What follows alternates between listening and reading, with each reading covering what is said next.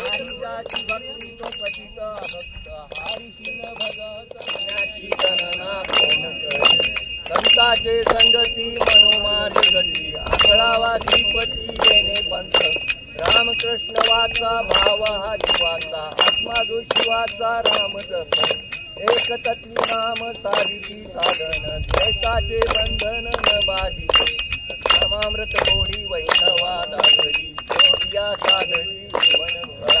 सत्वर उच्चार प्रसादी फळा उद्धवा लादला कृष्णदासा ज्ञानदेव म्हणे नाम हे सुलभ सर्वत्र सुलभ